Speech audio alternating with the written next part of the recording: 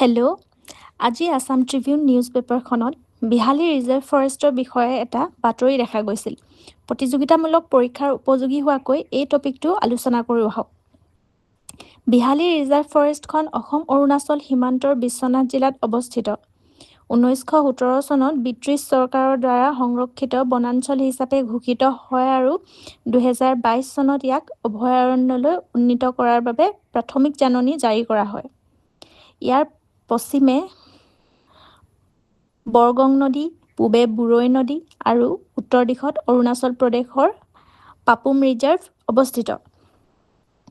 ই কাজিৰঙা ৰাষ্ট্ৰীয় উদ্যান, নামেৰী ৰাষ্ট্ৰীয় উদ্যান আৰু পাক্কে টাইগাৰ ৰিজাৰ্ভৰ মাজত সংযোগ স্থাপন কৰা এটা গুৰুত্বপূৰ্ণ বন্যপ্ৰাণী আৰু হাতীৰ কৰিডৰ।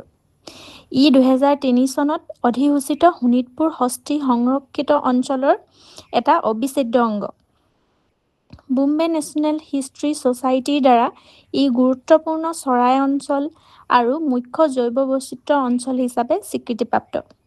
ইয়াত 4 প্ৰজাতিৰ হৰ্ণবিল আৰু বগা পাখিযুক্ত হাঁহ আদি দুৰ্লভ প্ৰজাতিৰ চৰাইৰ লগতে হাতী আৰু মেইছেজ আদি স্তন্যপ্ৰায়ী প্ৰাণী পোৱা যায়। Thank U.